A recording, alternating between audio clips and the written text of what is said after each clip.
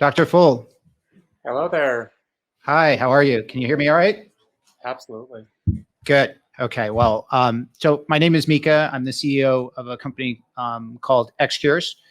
And thank you so much for coming on Target Cancer. This podcast is about how health technology is helping cancer patients. And I really appreciate your time to come and speak with us today.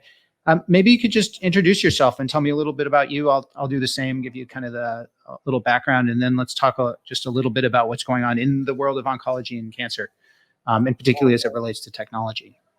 Absolutely. Thank you, Mika. Is it Mika or Mika? Mika. Mika. Great to meet you. Wonderful name. So I'm Dr. Hardeep Phull. I'm a medical oncologist and hematologist. I work at Palomar Health Cancer Institute, and we're building a phenomenal program. I've always been interested in cancer ever since growing up in high school. My mother was an oncology nurse. I would go around with her on patients and volunteer at the hospital. I always had a passion for patients with cancer. I always just had a heart for it. And that was over 20 or 30 years ago when we didn't have that much in cancer except for our regular cytotoxic chemotherapies and so forth. Maybe there was a few dozen things you had to know in the field. And it's just so exciting how far we've burgeoned from then to have immunotherapies, targeted therapies, and genomics to guide us now to help individualize and personalize treatment so that it's tolerable and more effective. So I'm just really happy and excited to be in this wonderful era of medicine, digital medicine, as well as genomic medicine, to really practice on the cutting edge. Wonderful. Can you tell us a little bit about Palomar Health Institute? Can you tell me about the institution, kind of what your guys' philosophy is and the types of patients that you generally treat and see? Absolutely. Well, we're a brand new institution, actually. We're in northern San Diego. We're just opening our doors, actually, this month. We've always had cancer care in our region, but it's been somewhat fragmented. And our goal is to integrate it once again, to provide patients a one-stop experience, everything under one roof, and really coordinate care from the time of diagnosis, from the time of whether it's a radiology image or a pathology report, all the way to meeting our many specialists, from surgeons to oncologists like me, radiation doctors, and other specialists. I think our goal, like any institution's goal, is to make it a team multidisciplinary experience. I'd be lying to you if I said I could take care of it all or if I know everything. You really rely on a team of experts who work well together and make the patient's care better that way. And that's what we're all about. We're all about growing in a place, especially in the region where we are, where the cancer care is somewhat fragmented, like I said. So we're very excited, and I think we have all the tools that we need, along with specialists, but also access to those personalized technologies and genomic medicine and so forth to really help our patients. Well, congratulations. I know it takes a lot of work to bring an institution like that together. Very exciting time. Let's talk a little bit about the technology which you're going to be delivering and using to help deliver care to patients. You talked a lot about what's changed over the last 20 or 30 years. As patients are out there, and I run across this all the time, most of us don't spend, or most people don't spend their time learning about cancer until they have to, right? It's not a topic, right, that you want to keep top of mind. And so I think for a lot of patients coming in, they might know maybe or have heard from people who understood cancer, or what they've heard or read about it might be out of date, so 10, 15 years old. Can you talk a little bit about what you think are the most exciting technologies, both in terms of kind of medicines, but also diagnostics and kind of the biological parts you were talking about, genomics and sequencing? So there's therapies, there's diagnostics, and then also information, right, and technology related to actually organizing and coordinating care. Can you share with us about that? Certainly. The idea of genomic and personalized medicine has been around for a long time. And I was lucky to have training at the Cleveland Clinic when I was in medical school. We were already thinking about that back then. And my training has always been as a physician investigator to do both, to do science and to do clinical medicine. And what we always use this term, bring the bench to the bedside. meaning you bring the laboratory bench findings to the bed, to the patient.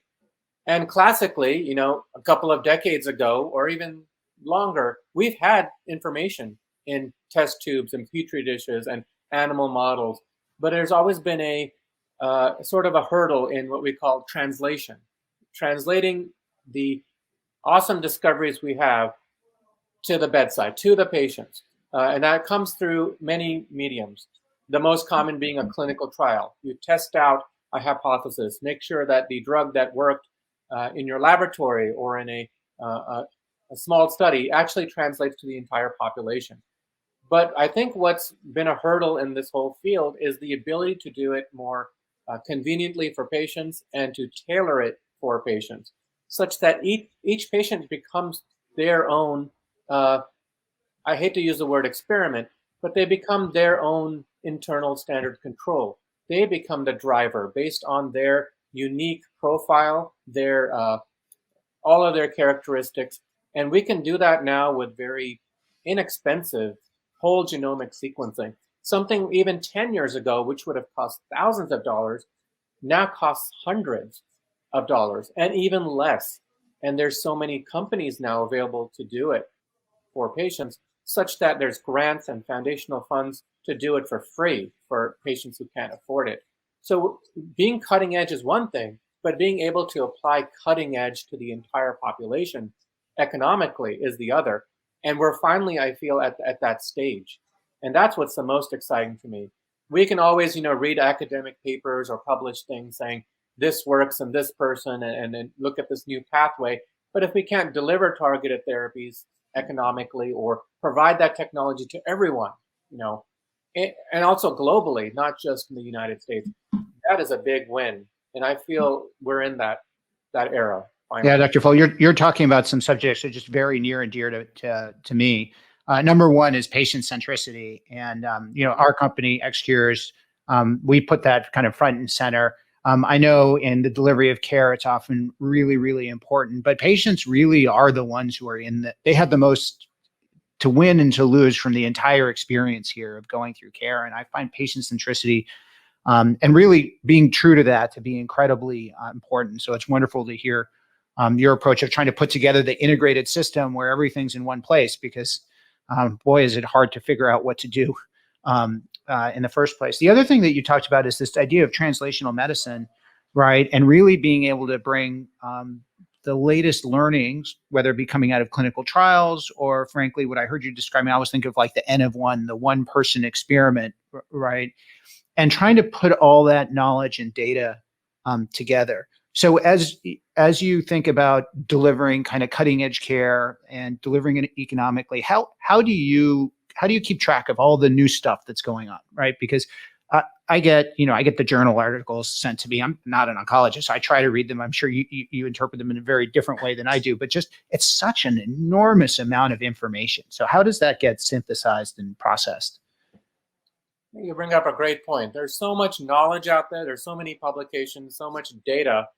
And we call that nowadays, we call that big data. That's what it's called. How do you sift through that? And we have many algorithms and things like this to help tear down data. You know, in a clinical trial fashion, the best way to do that is a cross-sectional kind of retrospective review of multiple studies all at once.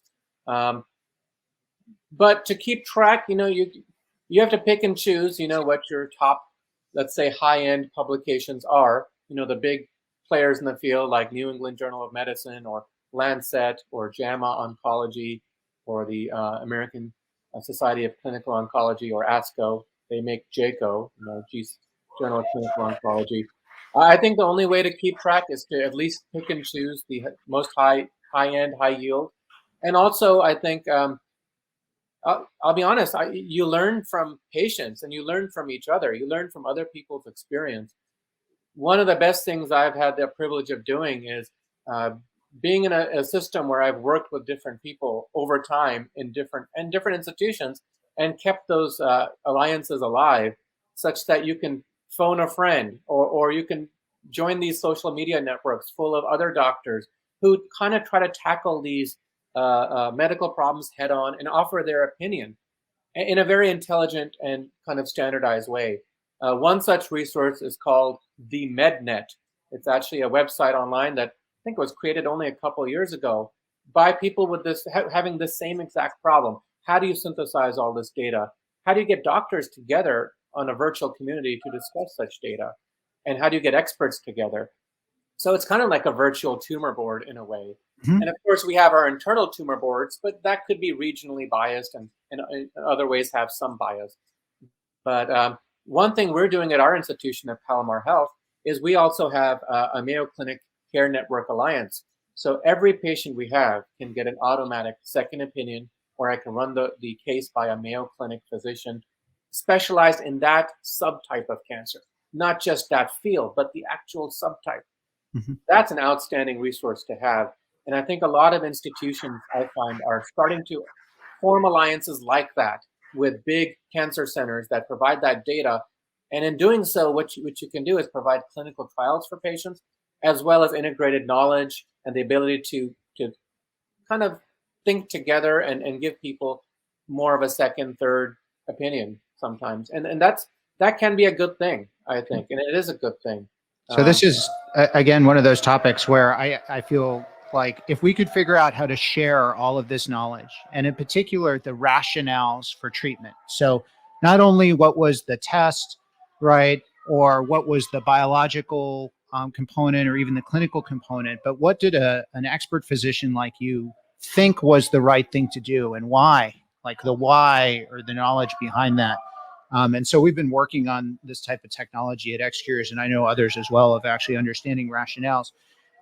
As you think about an individual patient coming to Palomar Health, as they come in, what sort of preparation, someone's coming to your institution, how do you envision preparing for these encounters? And kind of, there are two things. How do you and your team prepare for the patient?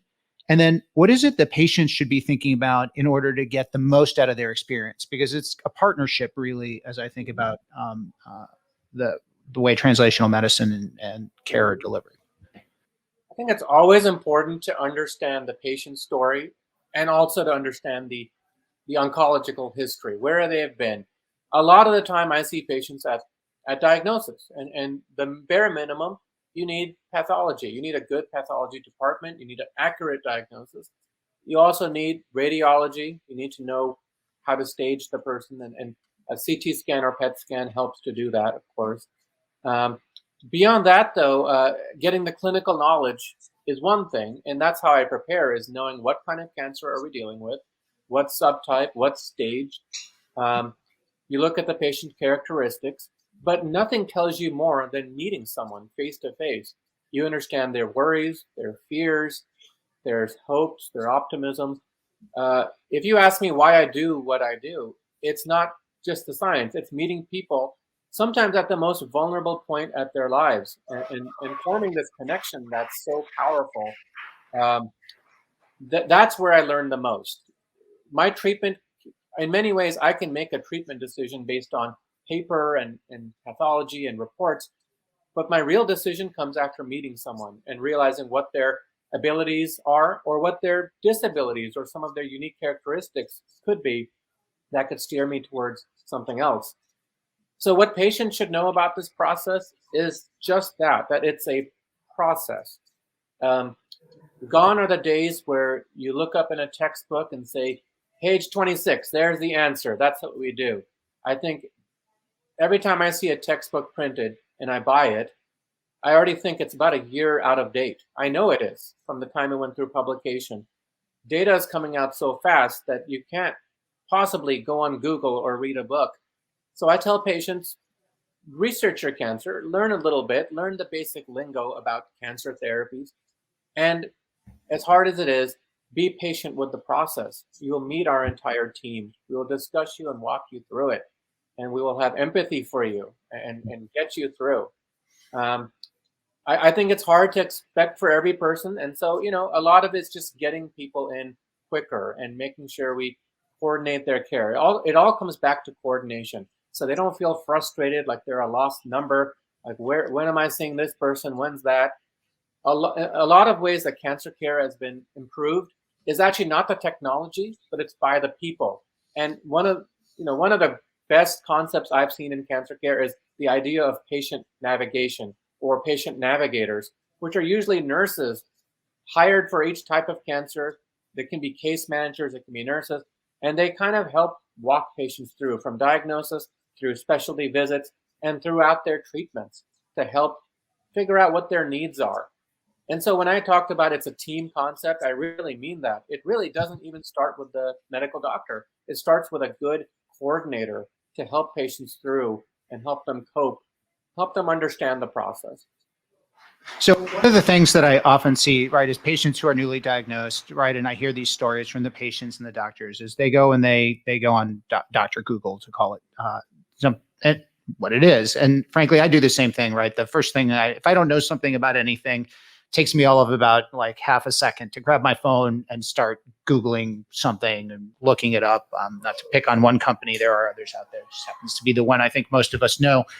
So when patients come to you with information, right, or they're looking at information, do you have any advice on kind of how to be discerning? Because even having worked in the field for some time now, and I'm not an oncologist, being around the oncology field, if I try and understand what I find when I go online, it's really hard. Like it is a lot of information, but some of it feels very valuable.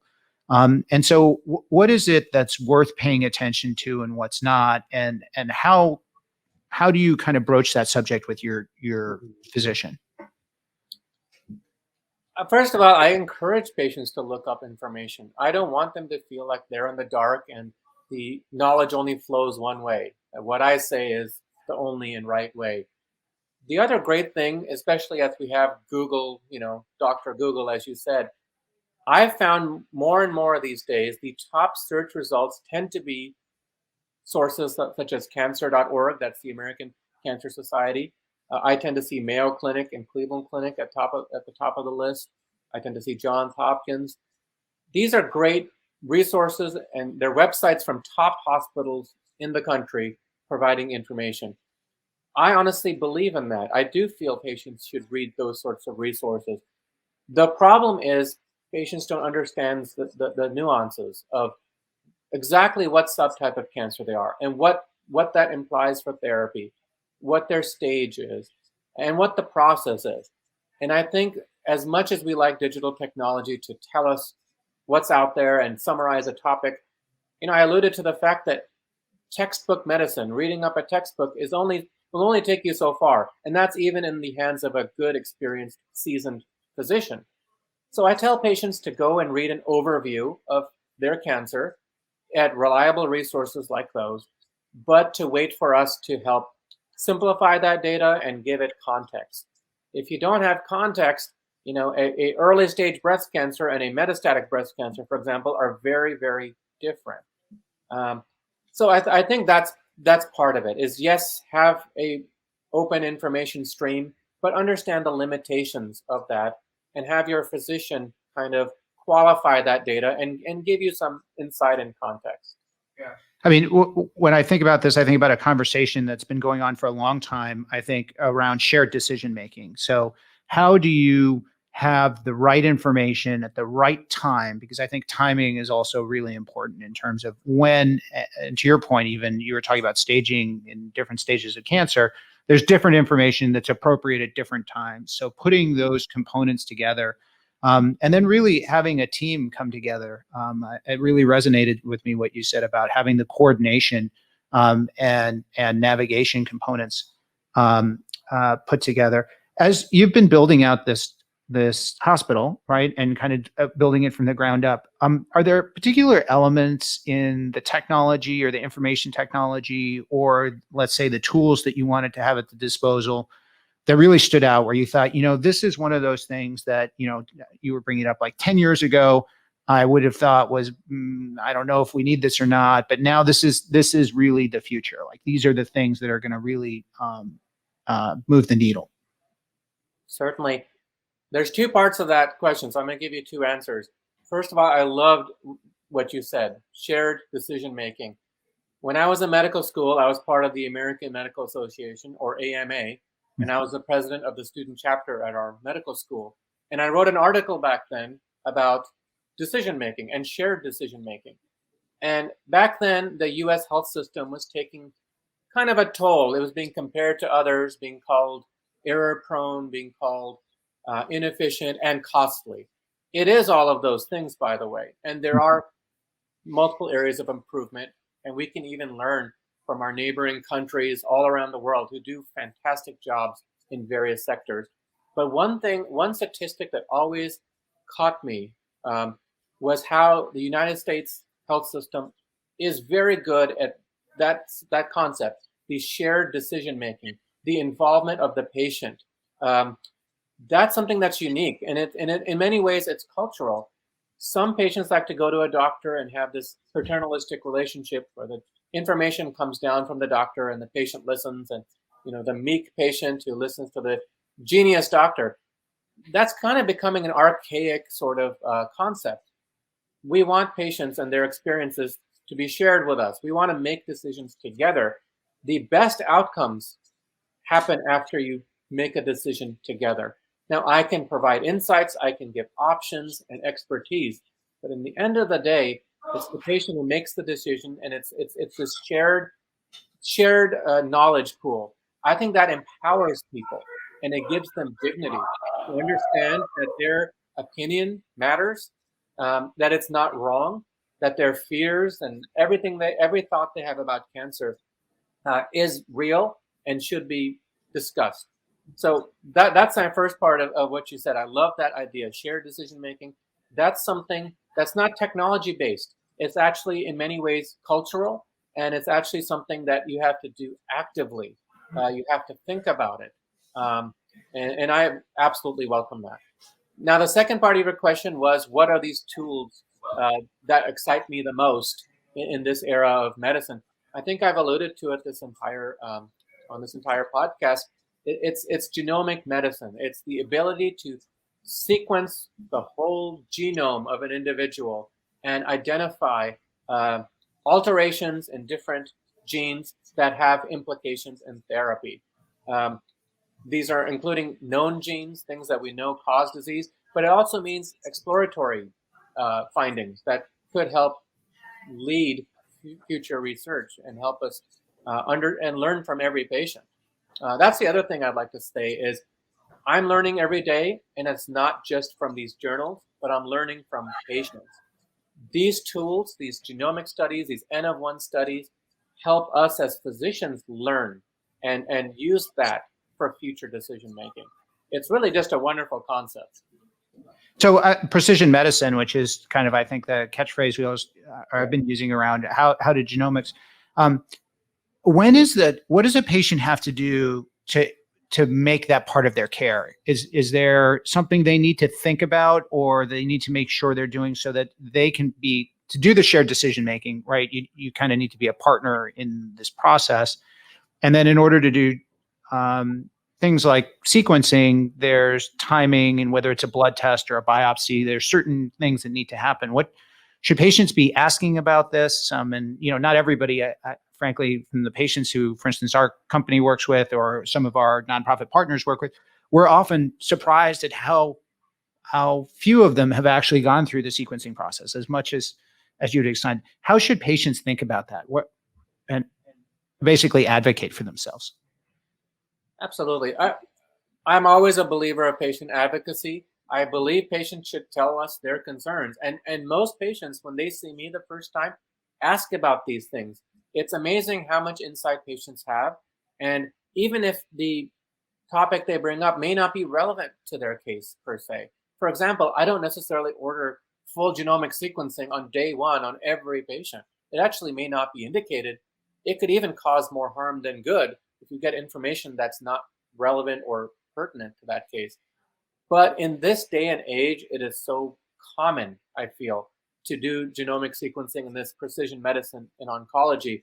We do it from any number of different ways, including disease monitoring after treatment to monitor for early relapse. That's with circulating tumor DNA, all the way up to trying to find targets for therapy, usually in the later lines of care, usually second or third line, but even in first line to help determine, for example, whether an immunotherapy could be a good candidate instead of conventional cytotoxic chemotherapy. I think for patients, they should always advocate for themselves, always bring up these ideas that they have heard, the lingo, the precision medicine. And like I said, it's a shared decision-making process. When it's appropriate, I absolutely advocate for patients to get it done. And what's great about this era in medicine is that insurance companies and the data, which is what insurance companies follow, the data shows that there's clear benefit in using these technologies. And as you use it more and more, it's supply and demand. The cost is coming down and down. And it's I've never had an issue where I couldn't get an uninsured patient even coverage to get sophisticated, let's say, genomic sequencing done. Because at the end of the day, it does save cost and it also saves lives. And I think people are recognizing that. So just for our audience here, you talked about basically a pretty new technique of circulating tumor DNA. Could you explain circulating tumor ctDNA testing and kind of what is it used for? What is its value? And when is it appropriate or not? So at this time, it's mostly has value in the setting of monitoring after, let's say, someone gets chemotherapy, typically for colon cancers, different GI cancers, breast cancers.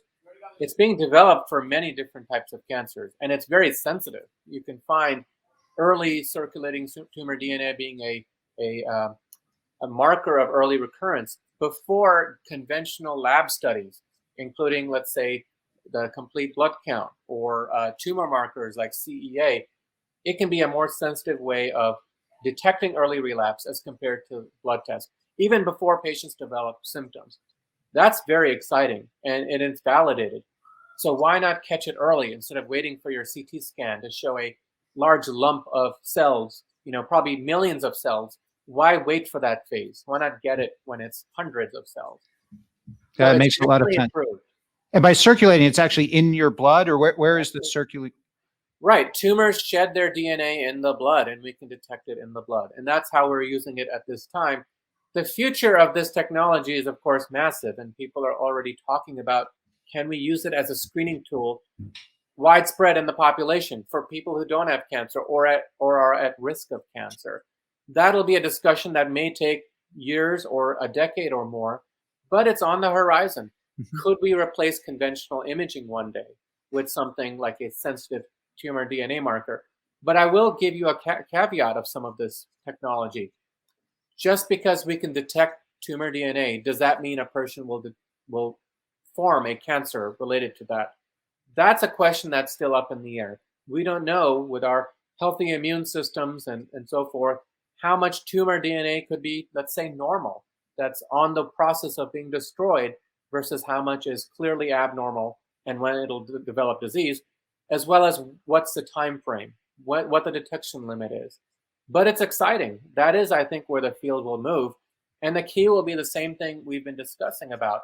When the data meets that demand and when the economics also meet that, when it's actually cheaper to do genomic circulating tumor DNA as compared to, let's say, colonoscopy or a mammogram. And when the two get compared and are basically as accurate as each other, or more accurate, let's say, without causing further, let's say, false positives. Now, false positives are a problem. If you detect, let's say, tumor DNA at a few copies of tumor DNA circulating around, and it causes anxiety and worry in our patients, leads to unnecessary scans, unnecessary procedures, and biopsies, which may never have been needed. That's what we always have to struggle with. We want to be sensitive and cutting edge, but we also don't want to expose people to unnecessary procedures and so forth. And that's going to be explored, I know, over the next decade. And these are the topics that will definitely come up. And it's balancing that benefit versus, let's say, the risk. The risk in this setting being a false positive. Right.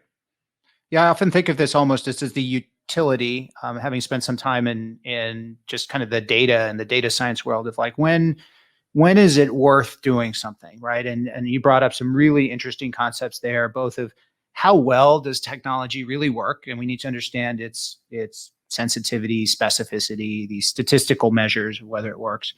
And then what does it what does it cost? So how much, and costs have it could be financial costs, but there are emotional costs actually, and real human costs involved. And all of this, and kind of putting all of that in the balance for us. I agree with you. This is going to be a very exciting time. You talked about the immune system, and I know that immuno-oncology and these drugs that work with our immune system have really been kind of a game changer over the past few years. So have targeted therapies, which are targeted based on the type of genomic profiling that we were talking about. Can you just give me your perspective on these kind of IO therapies versus targeted therapies? Do they get done together, or should they be standalone? Kind of what's the thinking right now around these are the big advances, right, in the past Certainly. decade? When immunotherapy came out, I mean, it's been studied for decades, even in the 1990s. But really, when it came out, more in the early 2010s, let's say, in melanoma, and then later really a burgeoning of it in 2015 and onward, it was thought to be something that could be used for relapsed or refractory cancers. It's amazing how the field has shifted, where now frontline treatment for multiple types of cancers involve immunotherapy either alone or in combination with cytotoxic chemotherapy, or in combination with oral targeted drugs, like you're saying. And we found that these beat the conventional comparator, and they're better.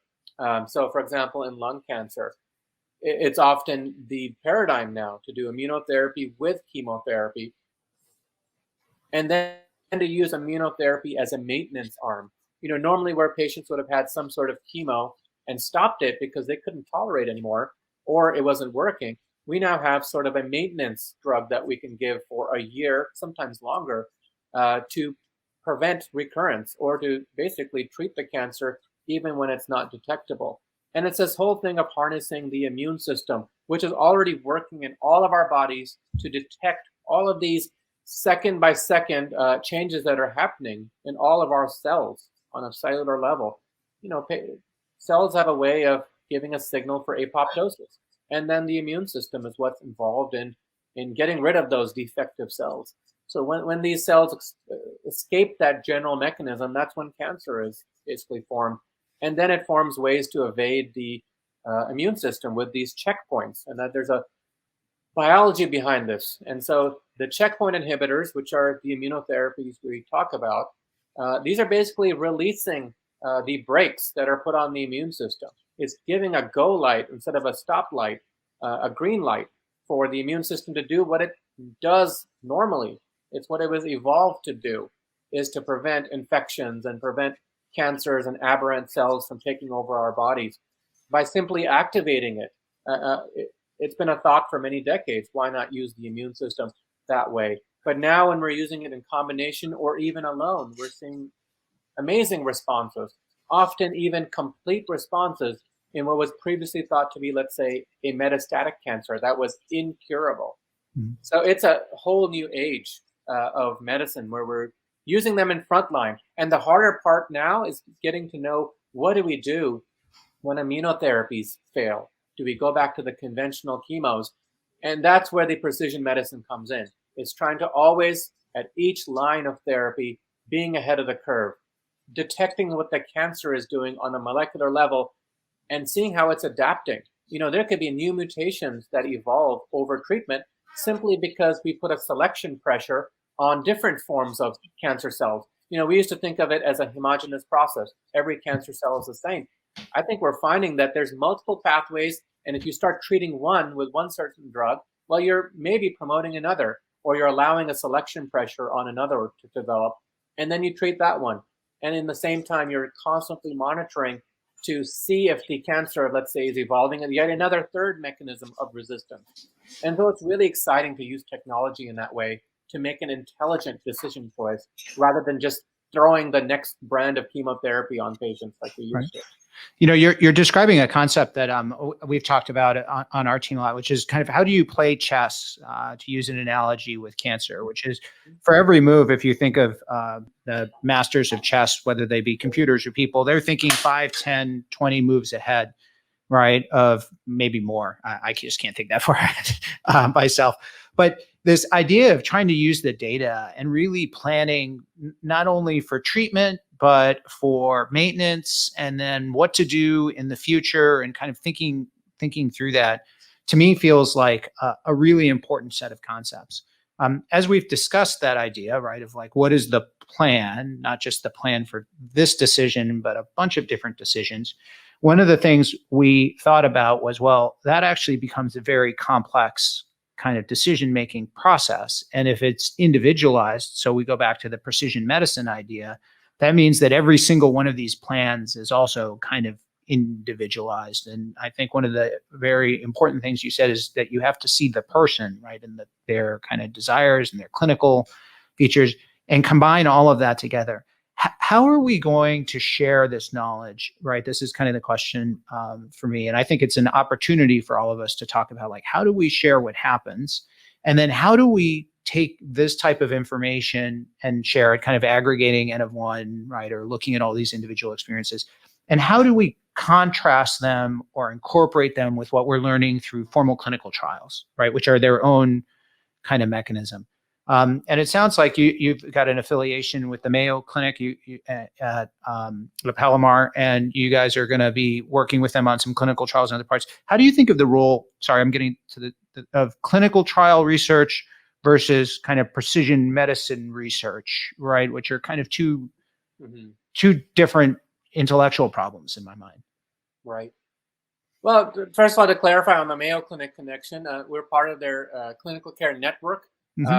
But we're not technically the Mayo Clinic, and we can't do clinical trials.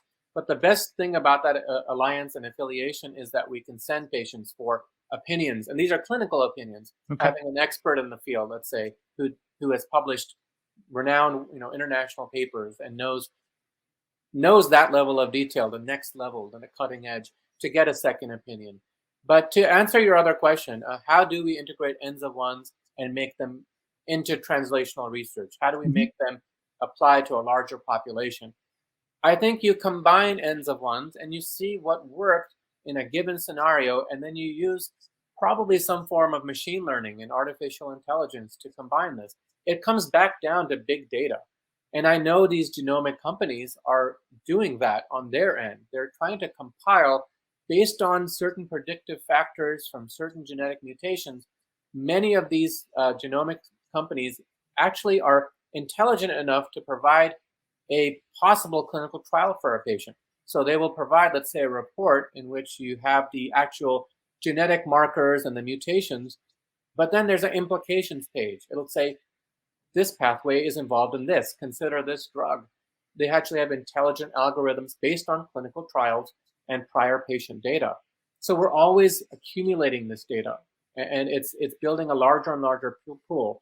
I think the future will be some sort of machine learning. I think it'll be aggregating all of our data and trying to understand it on a big population level, and understand it globally, understand it based on ethnicity and so forth, based on age, based on sex, demographics.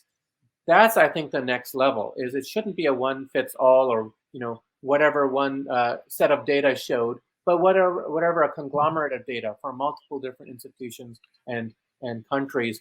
That's what a clinical trial does. If you look at a really well-designed phase 3 randomized clinical trial, the patients are blinded to the therapy. There's a good control arm. You have a hypothesis, and you study such a hypothesis with multiple institutions and countries involved. And then you look at the demographics over those and try to understand how different subgroups interact with each other, how different people may benefit, how there may be a risk to certain populations or certain markers that may modulate the response. So to answer your question in a complicated way, I think we already are combining these therapies and these N of 1 studies into bigger ones. And I think clinical trials I think that can create hypothesis generation for which future clinical trials can then be conducted to say, hey, there was an interesting signal in these few patients or this group. Let's investigate that in a larger, more methodological approach, like a randomized trial. And then one day, like I said, have machine learning or artificial intelligence also try to conglomerate that data in an intelligent way. Well, I couldn't agree with you more, Dr. Phull. One of the things my team and I have been working on is we have this idea, we think of it as like air traffic control. So if you think of a really complicated system, and I was just on another panel discussing this, we were talking about kind of what is a complicated thing that's used machine learning and artificial intelligence to really solve it. And we've actually had one of these for a long time in airplanes. It's called, a gentleman by the name of Fahad, who was with me, actually made this point. He said, we've had autopilots in airplanes, right? Where the pilot is there and providing supervision, but for some portion of the journey, right, the autopilot knows what to do. This is the right place. And that enables the pilot to do more and fly a very complicated piece of equipment and information. And so it's almost like an augmented interaction. So you can think of some of the medical and data systems that we have as actually augmenting what doctors are trying to do, is just organize the information. You mentioned some great sources of information for patients and also for physicians, right? How do you bring all that data together? There's, if I may interject, this is a passion of mine. I'm actually a private pilot, and I've flown airplanes since right before medical school. And it's interesting. I didn't do it to make myself necessarily more clinically apt, but there's so many things in the cockpit I learned that apply directly to medicine. One of my favorite prolific authors is Atul Gawande, who has published outstanding editorials and books, and has done interviews and lectures discussing this idea of a checklist. Now, he's a surgeon by training, so he talks about the operating room checklist and how you can be fancy and have the best cutting edge technology in the OR, but if you don't have a checklist and know, kind of the approach and the process to avoid medical error, you can still have the autopilot, let's say, go wrong if you don't program it correctly, or if you don't take the steps leading up to that point. Because as you know, an airplane doesn't take off on autopilot, it gets put on autopilot after those essential steps. And the preparation time in starting an airplane's engines and all of the avionics and all of the checklists to make sure everything is in order before you even get on the tarmac, before you even get on the runway, is outstanding. And you need air traffic control despite all of that. You need someone globally watching over all of these. So if you make analogies to cancer care, you could say, well, we have a lot of information that we can then plug into autopilot, but what are those parameters? If you tell your autopilot the wrong information, it could crash the plane. You have to know what data it's feeding you, and also what things you have to adjust based on what it's doing on your airplane, let's say. And so, again, that's a really big passion of mine, trying to link aviation and medicine in some way. There are a lot of analogies there, and I think it's always exciting. Yeah, let me. I'm just going to riff off this because I love this topic too. I'm not a pilot, by the way. I took actually 3 lessons, and then something happened on the third one where the engine made a weird noise, and the instructor landed, and I thought, you know what, not for me. So that was just my own personal choice. I don't even know what happened there, but I spent a lot of time on airplanes throughout my career, so I really appreciate what they do. So the air traffic control component becomes really interesting to me. So we have this idea of setting parameters and autopilot and augmenting. And I think a lot of people have worried about artificial intelligence in healthcare. And there's this, I guess it's almost I don't want to say misconception, a conception that's out there that technology is trying to replace physician or human decision-making. And I keep trying to say that it's not. It's really a way to take our experts and to extend their reach and to extend our ability. And I think about how important that is. I mean, in the United States, we have 1.8 million cancer patients. There's only 13,000 trained oncologists like yourself out there. So this is a mismatch in the number of patients. And I how busy oncologists are from how busy you are and the time that goes into it. And so making the most out of this time and out of the resources that we have is something we have to do. There's really no alternative, because it takes a long time and a lot of effort to become an oncologist, and we're not going to solve that problem with the demography that we have in the aging population in this time frame that we have. So part of it is the technology to help us make individual decisions, and then to make sure that the process is going. And you talked about the coordination across a care team, I think also very important. On a level above that is the controller systems and collaboration. And I've been fascinated, and now we've been working on this idea of being able to aggregate not only data and the big data that you talk about, which I think is really exciting, because in there are all these little nuances of signals and information and different approaches that may or may not be right, that then warrant further discussion, but actually the capturing the thinking, right? If you think about the real essence of decision making, it's about the way that we as human beings bring together a large set of complex data, which includes, things like we talked about patient preference, right? Clinical features, things that may or may not be in the data. It might be something that happened years ago, unrelated, right, to the actual disease itself. The genomics, the new technology, and all the rest, and put it all together. And in those decisions, right, and being able to share the rationales of those. And so that's something that we're working on. And I'd love to collaborate further with you on that, because I think the air traffic control is how we've often thought of it, not in the sense of trying to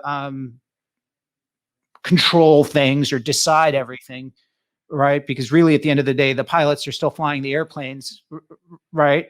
But it's giving them the information that they need and coordinating. So, if there's really bad turbulence ahead or there's a horrible weather pattern, you want to tell the pilots and actually make some suggestions for them that, hey, maybe you want to change your heading here, or change your altitude, and this type of thing. And so I think there's just an enormous opportunity there.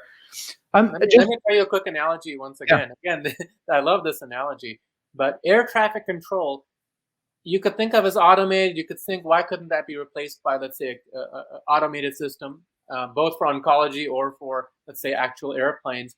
I can't tell you how many times I've been in a pickle, let's say, flying an airplane at night with any number of things that can happen. And you look down at let's say, the ground below, and you say, my goodness, I'm so glad there's someone at the other end of this radio who can guide me down if something were to go wrong. I've been in a situation a few times, actually, where I was flying over mountains. I either lost radio contact or it was intermittent. Not quite engine failure, thank goodness, knock on wood. But in a situation like that, where you have to communicate and knowing on the other end there is a human there, it provides so much comfort. So as much as we love technology and we like to say, okay, let's automate this, let's make this easy, let's not have people at the checkout counters, let's do our own grocery checkouts, with automated checkouts, for example, in that analogy. It's the people that drive the process. It's why we pick a certain brand. It's why we feel comfortable flying. We know that someone has our back. If you apply that to cancer care, it's critical that we never let technology exceed our humanity. Behind every patient and behind every story is that shared decision-making. There's that story. There's a person. And when I think of people's lives, I don't think about statistics. I think of, this is what they did with their lives, and this is how they beat cancer, or in some cases, this is how they maybe died of cancer, but beat it with dignity on their terms. And I never let someone who has cancer feel like they were a failure. In this country, we treat death a lot like it's a loss. And in many ways, my cancer patients have taught me the most about death and dying. And again, this is not every cancer patient who dies of cancer, but I've learned more about life and hope and dignity from the humanity of patients than by technology or by interesting journal findings or conferences or all the data we're discussing. To me, the most exciting part of going to work is talking to people and being inspired by them. And I'm in such a lucky and privileged profession to be able to do that day in and day out, to get to meet people in their most vulnerable point of their lives and have them share such intimate moments with me. And that gets to the next topic you talked about, the shortage, not just in oncology, but in every profession virtually in medicine. And we need to excite the next era of physicians. We need to excite the next a group who's in college or high school to want to be a physician. And it starts with medical education early. It starts with making education not a long and arduous process, maybe streamlining it, maybe revising the college and student loan process so it doesn't become this big opportunity cost. It becomes something possibly streamlined and easier to accomplish. This includes increasing the number of medical schools and increasing the number of training spots in residencies. Right now, even if we wanted to increase the number of doctors, I don't think there would be enough medical schools to train them all. And so we need to get beyond this old school fashion of having only so many spots and having certain arbitrary criteria to allow doctors to come in. We need to open that up to let people who have a real passion do what they want to do. Otherwise, I feel like in this country, we're going to have a huge shortage, like you said, to deal with the aging population. And then quality will come into play. And then all this other stuff becomes a replacement for people. Because you don't have enough staff, you have to extend them. And that includes excellent, physician extenders, including nurse practitioners and physician assistants. But at some point, it could be where it becomes somewhat algorithmic. And though that may be good in some ways, I worry that if we lose the humanity, lose the ability to touch our patients, to physically examine them, have that therapeutic relationship, I feel we're going further and further away from what we went into medicine for and for what patients see a doctor for, the reassurance and the people connection. So going back to air traffic control, I think patients want to hear their air traffic controller calling them, giving them guidance and saying, hey, we have an airport ready for you to land. The lights are bright and the conditions are good. Come on in. Yeah. Well, I love that you mentioned nurses as well as doctors. My wife's a nurse, and I was already trying to think about it. Better get that in, otherwise I'm gonna have a hard time when I get home. I think it's across the system, and I really I feel you really kind of synthesized this thing very clearly. The technology has to help the people. We are about, medicine is about the human interaction and about the care, right, which we're delivering, which is more than a blood test. It's more than a DNA marker, right? It's more than some novel therapeutic. It's actually an experience that people go through in order to address some issue that they have that's a health concerted issue. And that's actually about the people who are involved in that. And so as much as air traffic control is technology, it's also a way to augment those people. It's the technology that helps facilitate putting those pieces together overall. So again, I know some patients are going to join us here on the podcast shortly, Hardeep, and I love to hear about their experiences, and we'll just talk with them a little bit. But separately from that, I'd like to connect with you also around xCURES and what we're doing. We can do that in another offline session. We're trying to put together this traffic control system. We're trying to provide some autopilot tools to help patients and doctors. We're pretty early in that process in the sense that there's a lot to learn, but we've had some initial successes. So I'm going to reach out to you offline as well to discuss that. So so thank you so much, by the way. I really appreciate you coming on this Target Cancer podcast. The dialogue is fascinating. I'm really excited. Can you tell me a little bit about Palomar Health and what's the kind of area you're going to serve? I lived in Carlsbad, and as soon as you said Palomar, I thought the airport where I had that experience was the Palomar Airport. But what's the kind of community that you're going to serve in the San Diego area? Well, if you know the San Diego region, Palomar Health, the district for this area is massive. It's actually the largest one in California, or one of the largest. I think it goes as far high as Temecula and a little bit north, including Murrieta, as far east as places like Ramona and Julian, which are considered rural areas, as far west as about Oceanside, and as south to about Scripps Ranch and Poway. Pretty large network of patients. But we serve San Diego just because those are our district geographic guidelines, and I may be off slightly on those. We serve San Diego. Our goal, our vision is to attract patients anywhere and to help them with their journey. And that includes being in the geography where people are, but also that includes being a place where people want to come to because they get outstanding care. Yeah.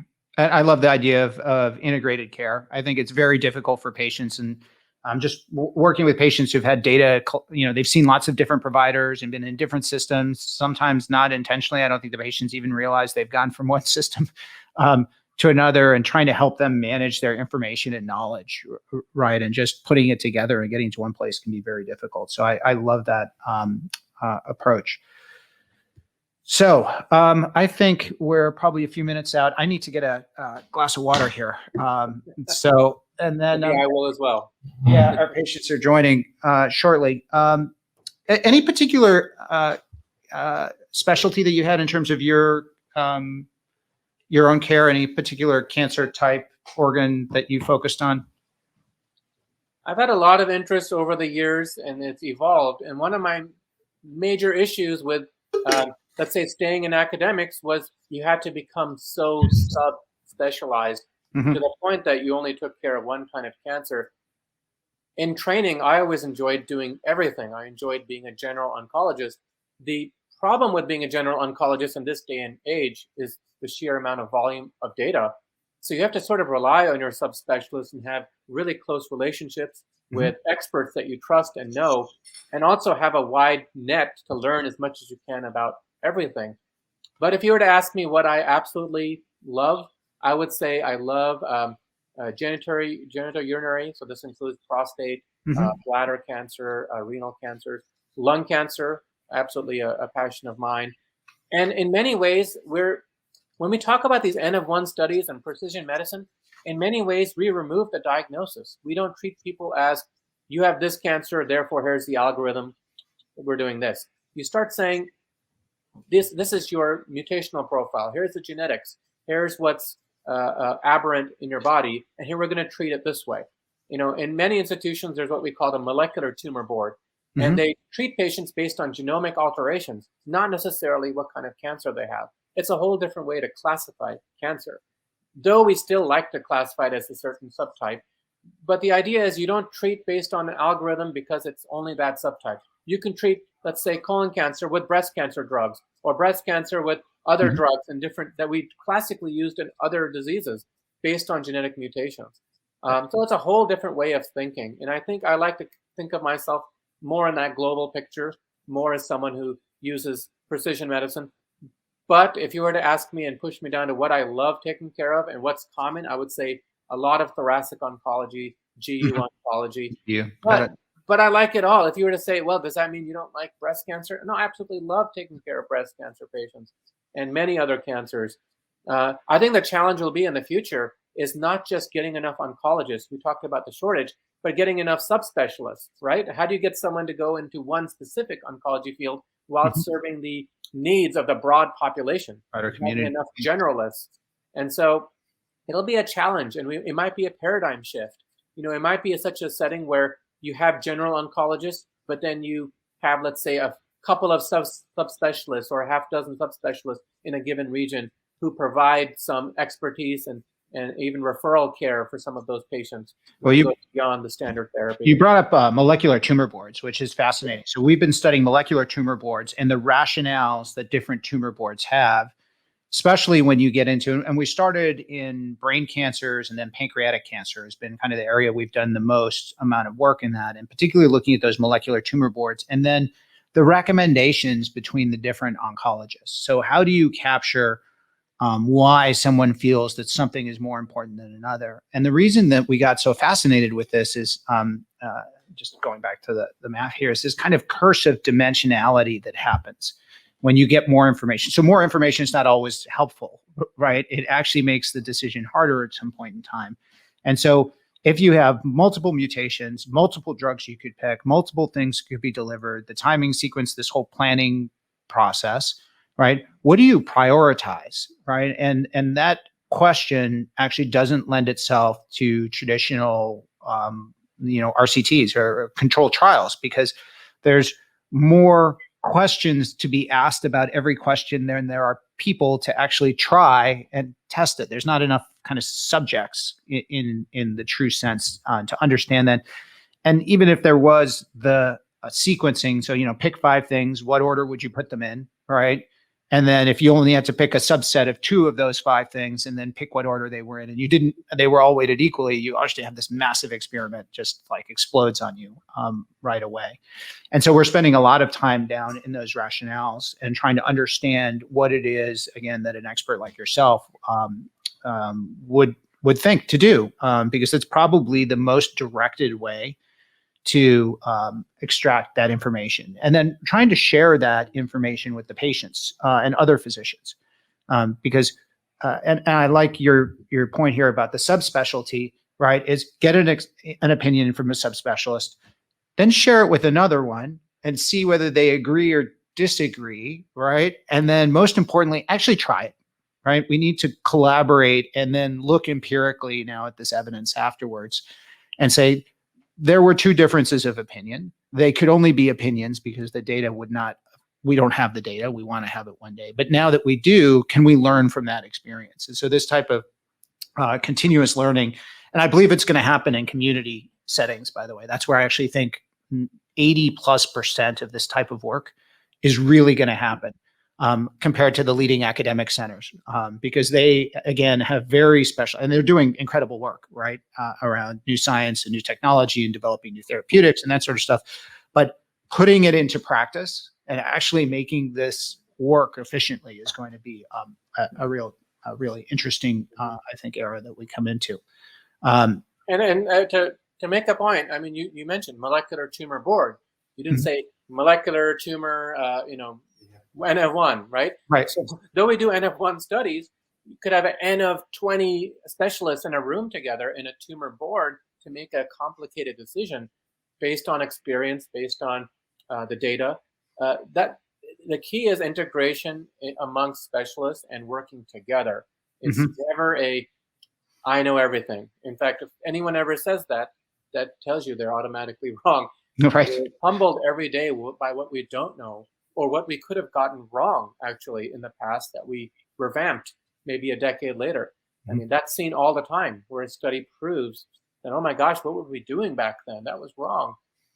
It takes a group of humble, dedicated people who trust each other and who understand that it's about insight sometimes. Sometimes it is data, but it's insight and it's understanding. It's a collaborative group process.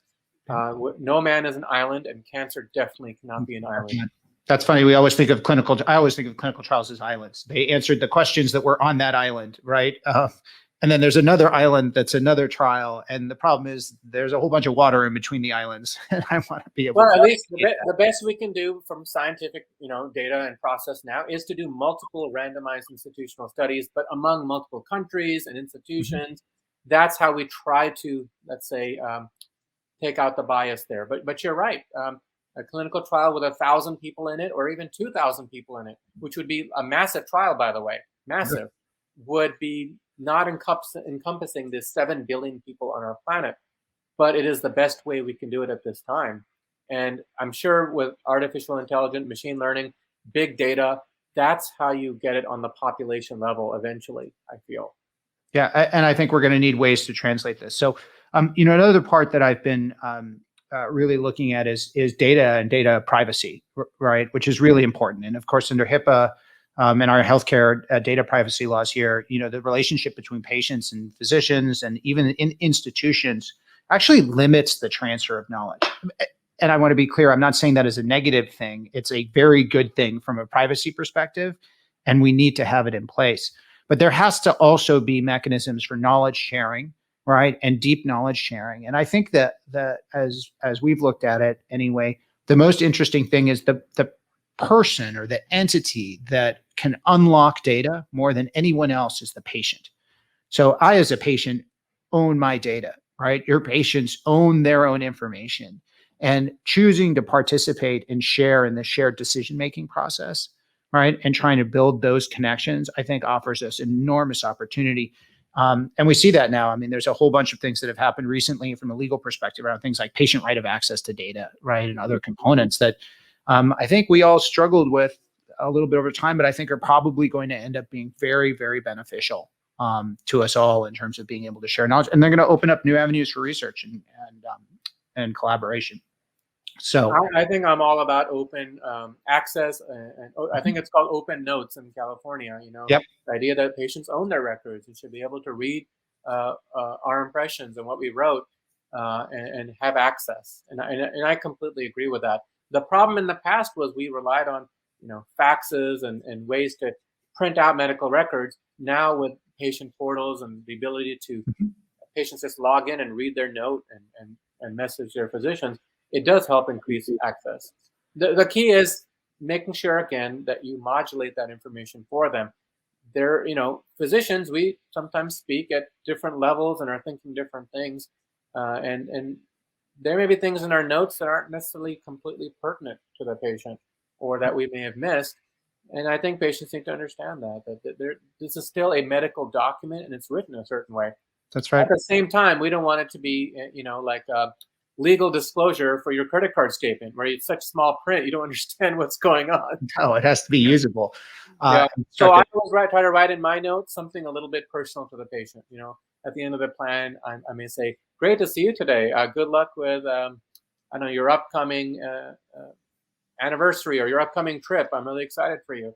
Yeah, And our patients always like that. They always smile next time they see me. They I say, love Are that. you allowed to write that? And I said, "Yeah, it's yours. Why am I not allowed to Your write it?" notes. That's right.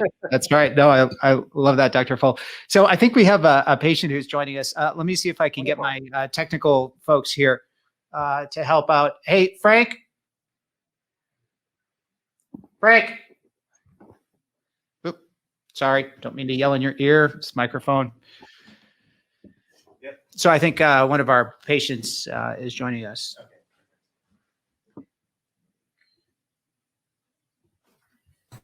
Hi, Monique. Hi, how are you? I'm doing well. My name is Mika. I'm the CEO of a company called xCURES. So thank you for joining us on our podcast here, Target Cancer, which is about how the health technology is kind of revolutionizing or changing the world for cancer patients and their doctors.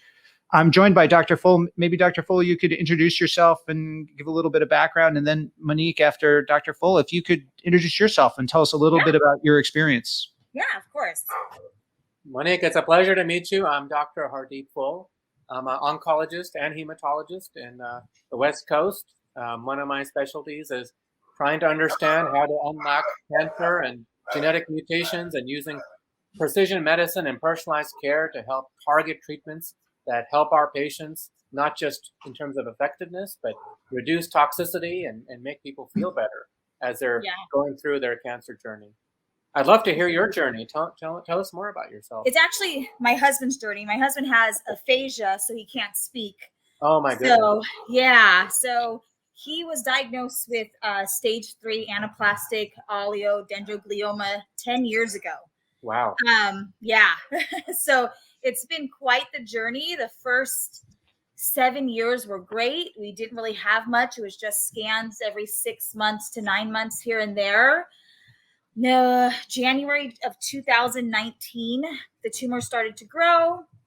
We ended up having a where they went in and they cut some of the tumor out and they got as much as they can, got about 80 to 85%. He did well up until November 2020 of last year.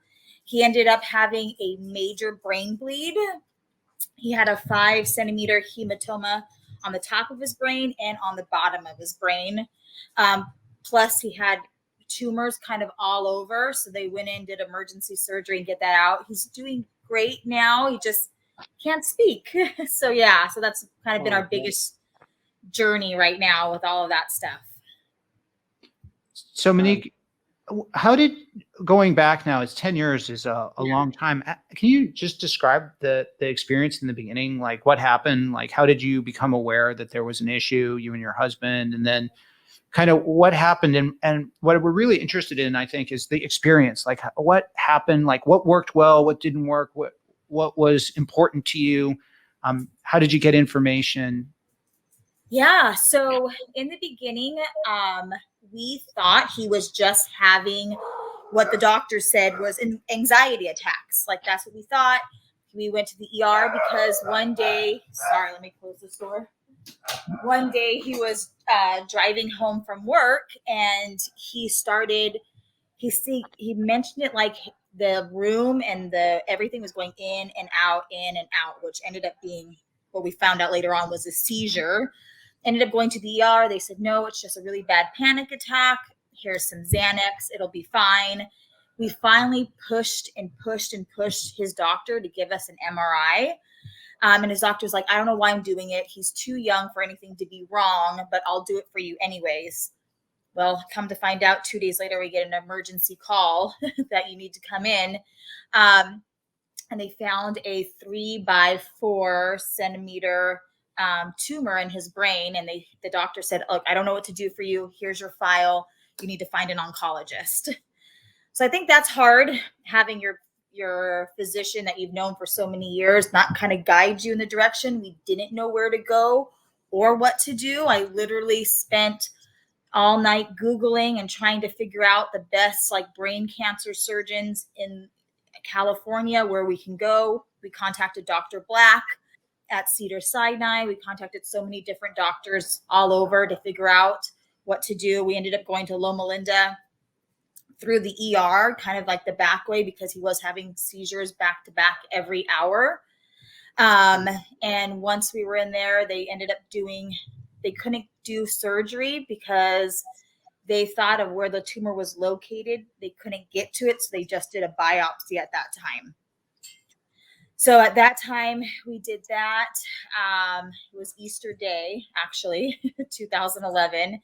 And it's just was a lot of emotions, a lot of craziness. We didn't know how to go through this process. We ended up starting at Loma Linda, but once I found out we needed a neuro-oncologist, we ended up moving to City of Hope because there was really no neuro-oncologist at Loma Linda at that time.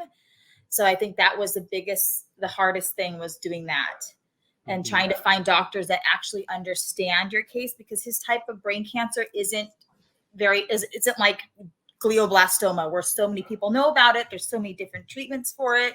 It's very different. It's very rare. So I think that was the hardest part for all of us, is just trying to get that guidance to figure out where we're supposed to go next and what are we supposed to do and finding the best treatments. But once we did find the best treatments, like right now we are actually at St. Jude with Dr. Creo and Dr. Casey. I think he's one of your xCURE doctors doing immunotherapy there. And it's been great. I have to say St. Jude has been amazing in Fullerton and guiding us through this entire process. We literally have a nurse that I can text message her any time of the day and she'll get back to me. I think that's been the biggest thing, is having a great care team to help you, because you don't know, like, why does he have this, or what's wrong with this, or he's not talking or something like that. So I think that's the hardest part. Yeah, Monique, Dr. Phull and I were talking about how it's a team approach. Dr. Phull, could you just explain maybe for some of the listeners in the audience here, maybe some of the different types of brain cancer and maybe these early symptoms, just like things people might look out for? Just listening to Monique's story, it struck me that there were some things going on that maybe they should be aware of, but just maybe a little bit about the different types of brain cancer. Certainly. I mean, I think Monique brought up the fact that it's so hard to tell what's going on when you're diagnosed with cancer and also before cancer. You know, not every headache or problem that we have in our lives is cancer related. But of course, sometimes, you know, when patients get a headache and you think what's the worst that could happen? I've been a patient before where I had terrible headaches and I was having symptoms and I finally just needed to go to the emergency room and get a CT scan of my head. I can completely relate to your process, Monique, and yours is frustrating, especially, you know, you described a time where you didn't know what was going on. The doctors you had didn't quite understand what was happening. And then when you had that diagnosis, it was a very rare one. It's actually something that if you ask me, have I seen a case like that? I've probably seen one in my career. And so, you know, me and Mika were talking earlier about patient experience and how do patients get information in a field that's devoid of it, often for these rare diseases. And you end up Googling and you end up looking for information. So, and it's frustrating. And then you go from institution to institution, hoping someone has an answer. Yeah. And that's a big passion of mine, is you absolutely nailed it on the mark. In the end, what you told me was it wasn't the technology or the website. It was a navigator. It was a nurse, I believe. A nurse. Who coordinated your care and described everything that was going on and was there for you. Yes. You know, we talk about teamwork and group works. We talk about it so often. Yes, we need technology. We need to understand rare tumors. We need to do the latest and greatest, but we need to put humanity in the equation. Yeah. And I've met some wonderful nurses. We call them navigators, actually, navigators. They're like angels in disguise. They're the ones that patients love the most. I mean, of course, our physicians, we give advice and we provide the academic piece, but it's very, really encouraging for me to hear that from you, that it was a nurse, someone who was just medically trained, but at your level and willing to help and guide you through. Yeah. And that's something we lack sometimes in medicine, for sure. As far as the types of brain tumors, I think you've seen it, Monique. You probably know just as much as I do, knowing what's out there. I mean, there's all types of benign tumors, including meningiomas and things like that, all the way to the most advanced, most common called glioblastoma, which you also talked about, GBM. And there's various treatments for them. And you mentioned immunotherapy being something you've tried at St. Jude. That's something we didn't have a decade ago when your husband was first diagnosed. And it's amazing to me to think that 10 years later, he's alive and he's getting the latest and greatest. And what's so late and great about it is that in many ways, he's not getting, let's say, a chemo drug that's just harming all of the cells of his body. We're just harnessing what the immune system already does. And we're just kind of blocking the cancer cell from blocking the immune system. Exactly. And me and Mika were talking about that, how simply elegant that solution is. And I hope certainly that your husband's benefiting from it so far. Yeah, what's been your experience using immunotherapy? And is there any targeted drugs he's getting with it? Yeah, he's actually doing Keytruda, his immunotherapy, and then he's doing an IDH1 inhibitor because the genetics from his tumor have the IDH1 in it. So he's doing Tipsovo on top of it. So he's doing those in combination. And his last 2 scans have been great. They have shown actually a decrease in the tumor, which is good. But so far, the immunotherapy has been way better than the chemo because he did the chemo pill beforehand. And he was just so sick. He ended up having to have 4 blood transfusions and all of that stuff just because they lowered his blood count. But this one, he has, like right now, he just got immunotherapy on Thursday and he's just feeling a little crummy right now. But usually by day 4, he's back to normal again. He's doing better and he can go about on with his life. So that's been the biggest thing. But having this new treatment has been a game changer for us. And that's this is encouraging to hear. This is not my understanding, Dr. Phull. This is not a standard treatment, right? This is not a standard of care type approach. This is a pretty novel approach. Am I right in understanding that? In some ways it is, but in, let's say, GBM, common brain cancer that Monique talked about, we do use immunotherapy. There are IDH mutations, and there are trials testing IDH inhibitors. I'm guessing that your husband, Monique, is on a clinical trial with these combinations. Yes. And that's the right thing to do. You know, me and Mika were talking earlier. What do you do when something is so rare that we don't have enough data? Or, you know, a common cancer, but in which you failed the conventional treatment, what do you go to? And the answer is you try to find new targets, new stuff using genomics, which is something that we didn't have before. Or we had, but it just wasn't available on a consumer level as widely. Now we do it for every patient. So if your husband was my patient, that's exactly what I would have done, even without having expertise, let's say, in his specific tumor type. And we have what we call molecular tumor boards now, something that wouldn't have existed a decade ago. No. Where we don't say, okay, breast tumor board, brain tumor board, lung tumor board. We have those still, but we look at patients' cases entirely different. We say, let's look at what the pathways are, what the genetics are. Let's treat that intelligently. And it seems to be working in your husband's case, and it tends to work because we're thinking of cancer outside the, let's say, the naming conventions or where it is in the body. You know, geography may be, for all we know, completely irrelevant at times. What's more important is what's going on the cellular level, what's going on in those brain cells that we can target. And lo and behold, when you target what's going on, you have less side effects and better effectiveness. I mean, that's a win-win. Oh, definitely. So Monique, one kind of last question here, and we really appreciate you coming on this podcast for Target Cancer, keeping up with the technology, right? And going from the very first point where, you were told this is rare and we don't know what to do today, what have been the big resources for you? Like what sorts of places? It was your doctors? Was it certain places on the internet? How have you kept this? This is complicated stuff. It is complicated stuff. I think now there's so much more resources out there. Virtual trials is a huge one for brain cancers that's out there that you can search.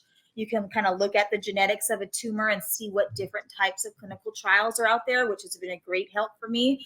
There's also Facebook groups, just talking to people that have that same type of cancer or genetic mutations that you may have, and just seeing what they're doing or what their doctors are doing has been just so great for us. There's a big group on Facebook. It's called like We Are the Whys of GBM. Even though my husband doesn't have GBM, just getting their knowledge and what they've gone through and listening to their stories has helped us so much, or helped me so much, because as a caregiver going through this, it's totally different than as a patient going through this as well.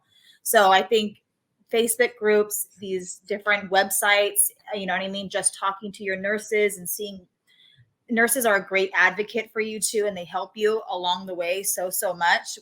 My husband also has like palliative care at home, so he kind of gets IV hydration, and his nurse here that comes to the house has been amazing too. So I think if you just have a great team in your corner, it's a huge plus for everybody. Well, thank you, Mika. That's been a huge topic for us already on the show. The team is wonderful. Thank you so much for coming on Target Cancer. You. Really appreciate it. And the best to you and your husband. Thank you so much. Thank you so much. Thanks for sharing your story, Monique. Thank you. Bye-bye. Bye-bye.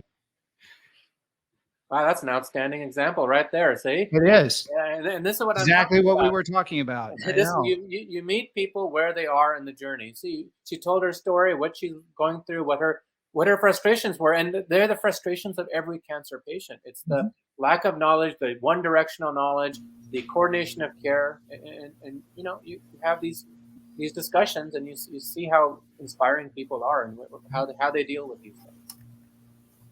Hi, Christy. How are you? Hi, good. Hi, Christy.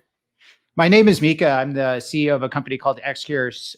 So thank you so much for coming on our podcast. It's called Target Cancer, how the health tech revolution is helping cancer patients. But I'm finding it's actually a discussion about patients and doctors and cancer and how we're all going through this journey together and figuring out and understanding our treatment options. So I'm going to let Dr. Phull introduce himself real quick, and then maybe you can tell us a little bit about you and just your experience so far. Sure. So, Christy, I'm Dr. Hardeep Phull. I'm a hematologist and oncologist. I practice in San Diego at Palomar Health, and my areas of interest are, well, multiple areas of cancer, but also understanding the patient's cancer journey, understanding how we can use precision medicine and clinical trials and help patients get knowledge, help them, empower them, give them dignity, and help choose a treatment that matches them on a personalized level. So I would really love to hear your story, or if you have a relative who you're talking about, we would love to talk about this and understand what you went through and what feedback you have. Yeah, so I am a stage 4 cancer patient. I was diagnosed in June 2018. I have rectal cancer that initially spread to my brain, and now it's in my lung.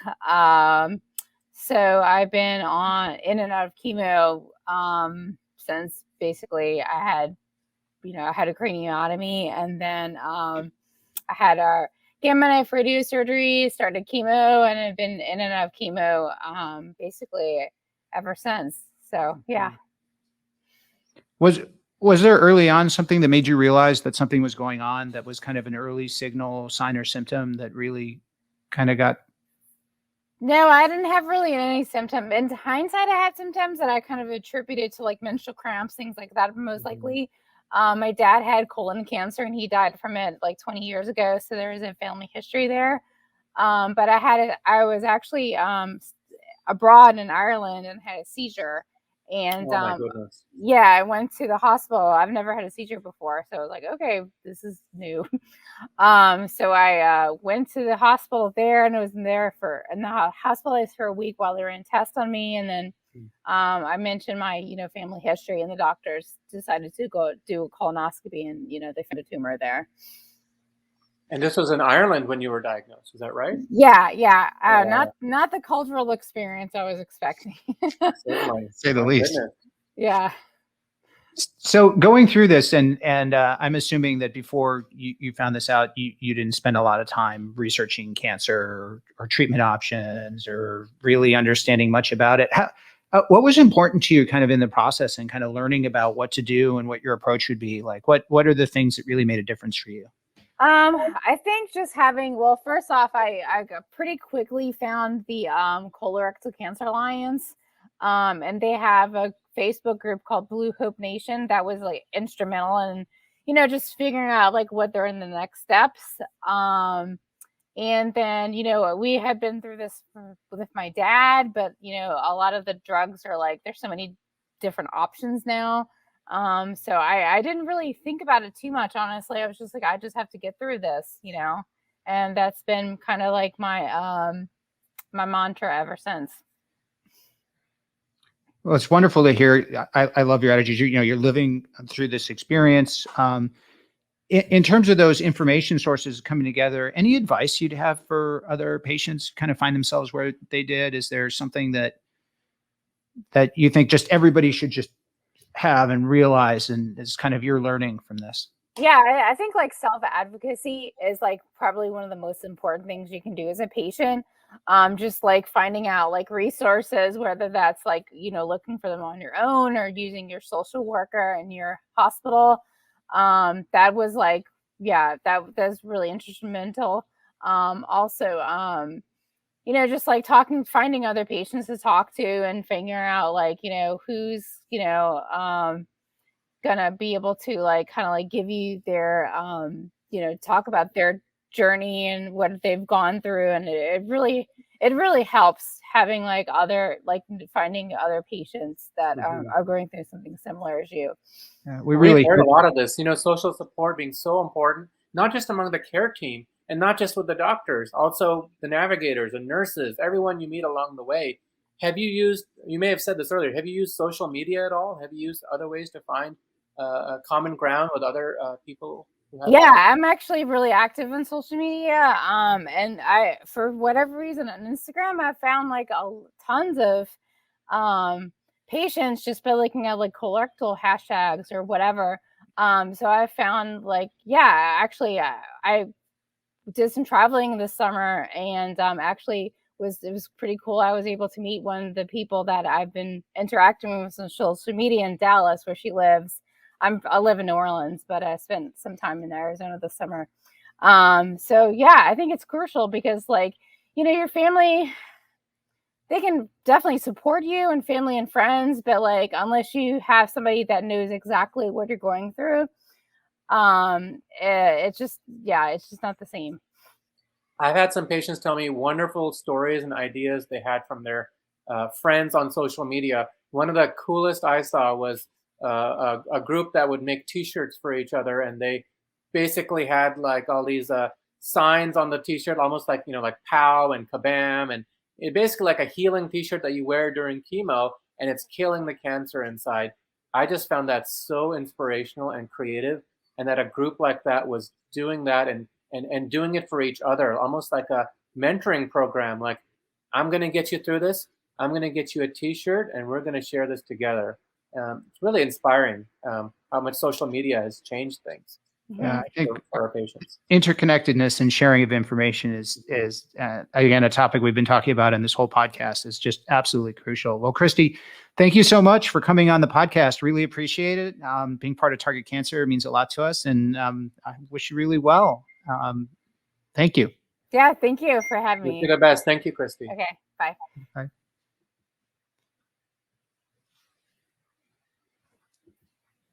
Hi, Paula. Can you hear us? Hi.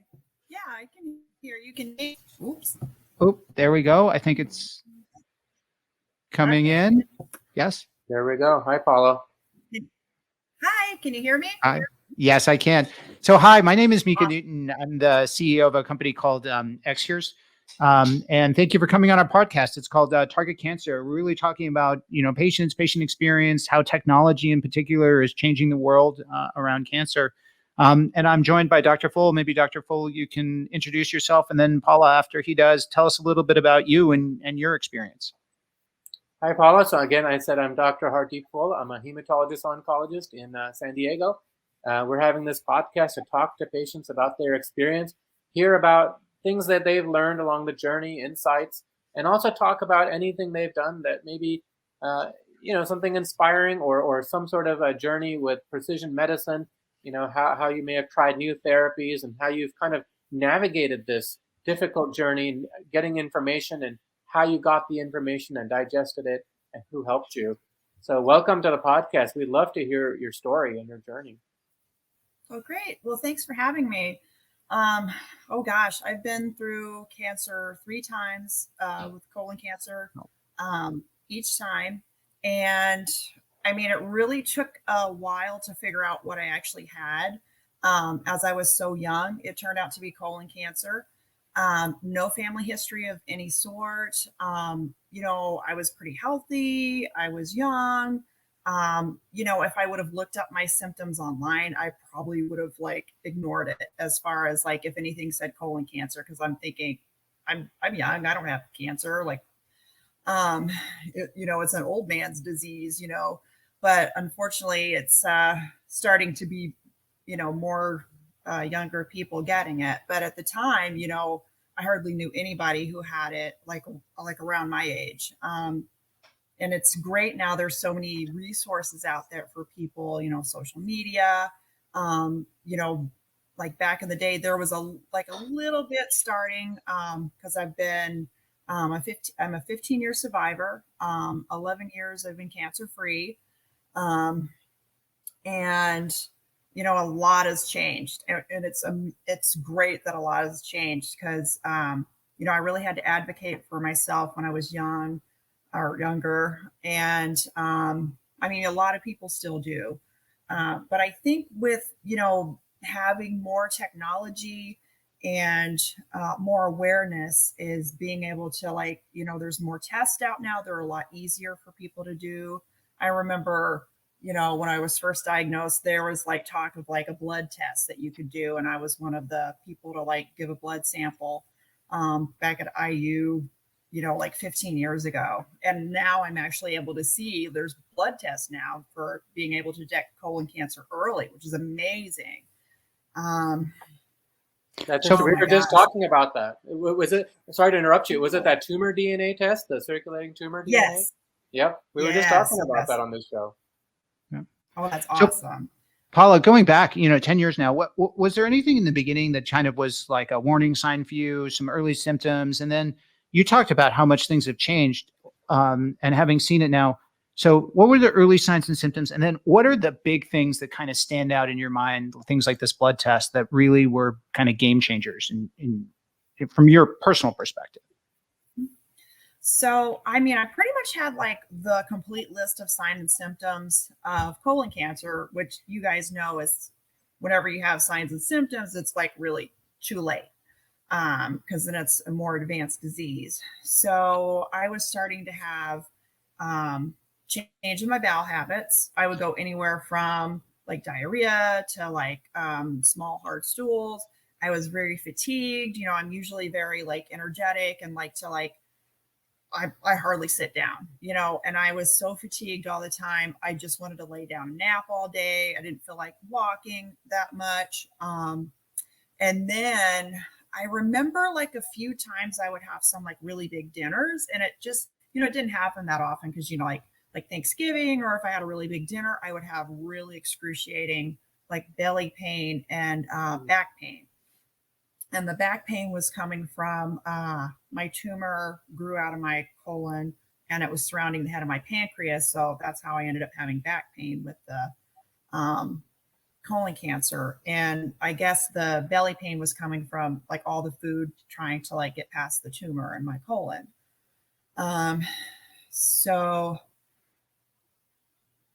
yeah, I mean, it took me, I almost had this little notion in my head, we really need to get this checked out. It was just something a lot different from oh, I just ate something I shouldn't have that night. It was really I need to get this checked out. Something is really wrong. And because I was so young, I wasn't taken seriously.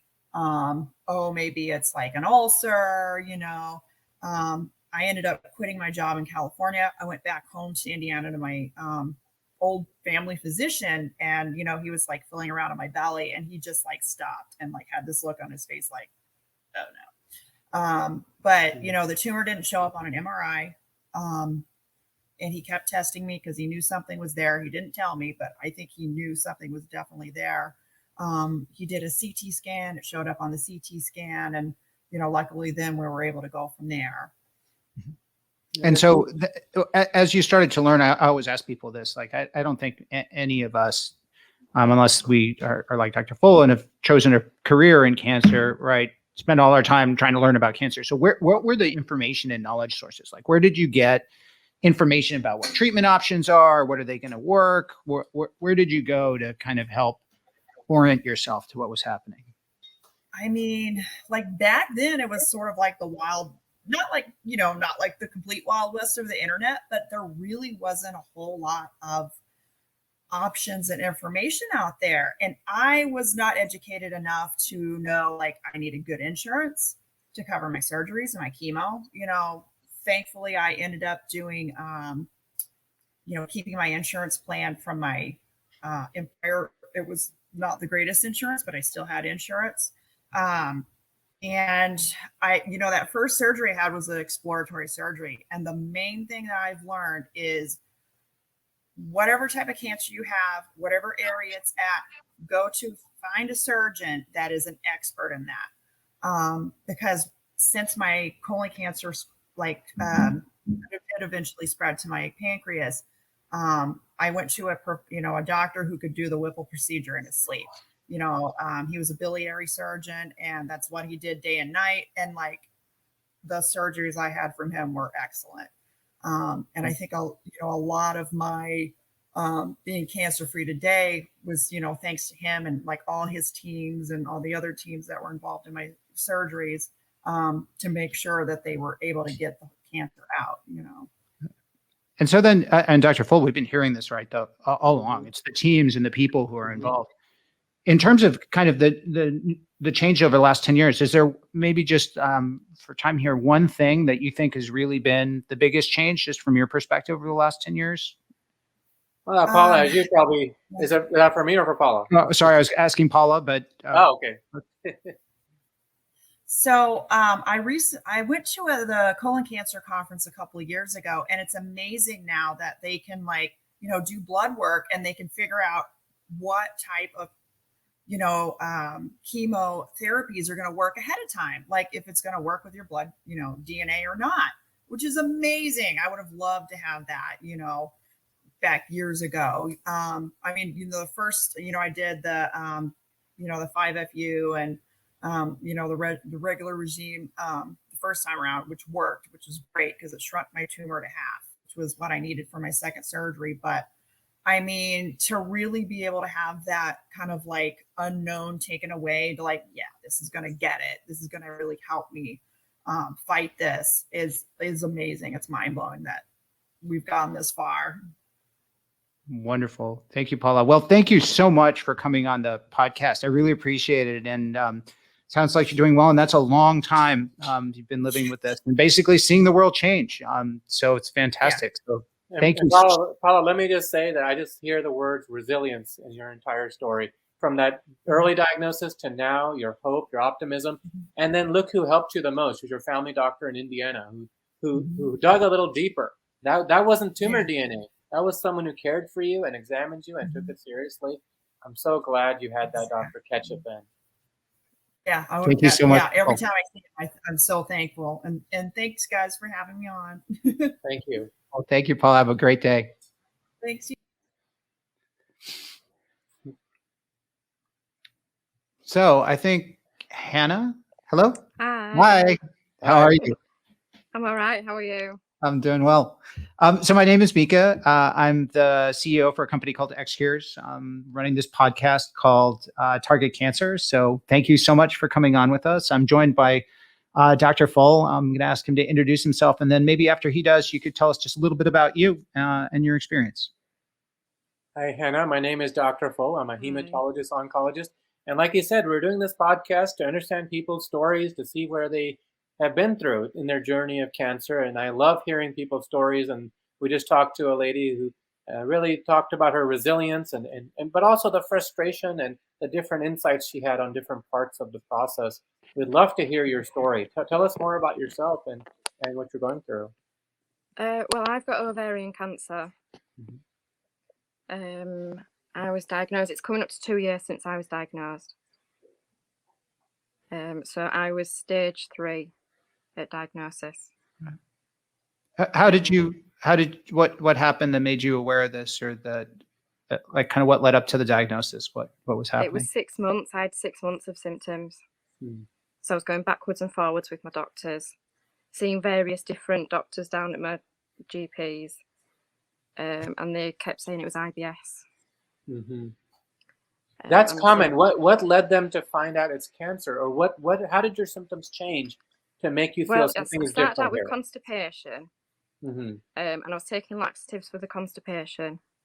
And to begin with, I didn't really think anything of it because I'd had constipation kind of on and off most of my life. I had a baby. He was about 3 months old when my symptoms started.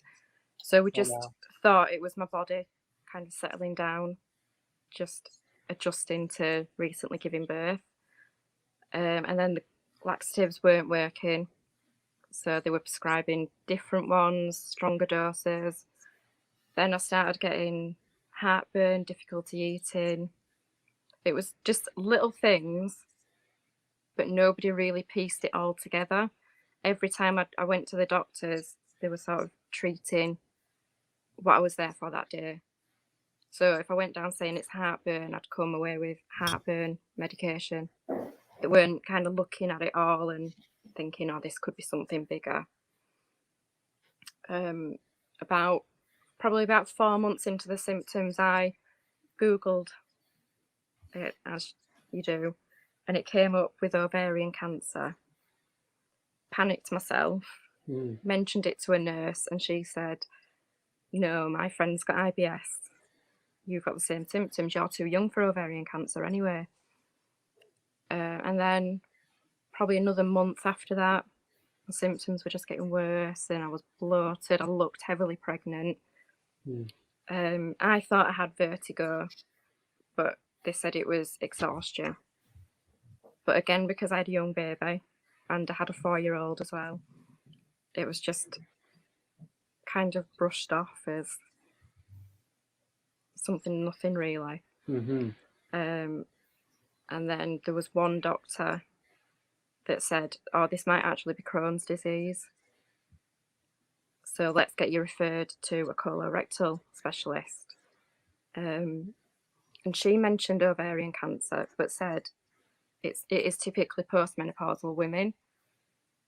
The referral to this specialist includes a blood test to rule out bowel and ovarian cancer. So that's how they found it, because the markers for ovarian were out of the normal range, but they weren't too high, but they were out of normal. But even then they were saying, oh, well, you are young. I was 35 when I was diagnosed. Wow.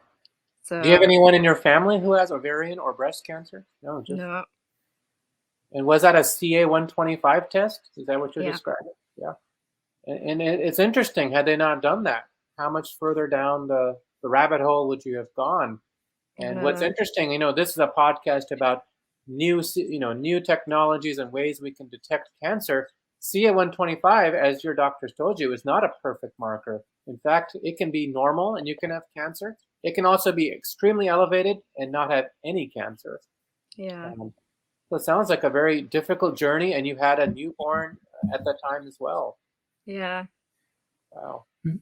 So just then, as you've gone through the process, any particular places that you've gotten information, from your doctors? Sounds like you've had to learn a lot on your own kind of throughout this process. Any places you'd recommend for information, knowledge, kind of ways to advocate for yourself?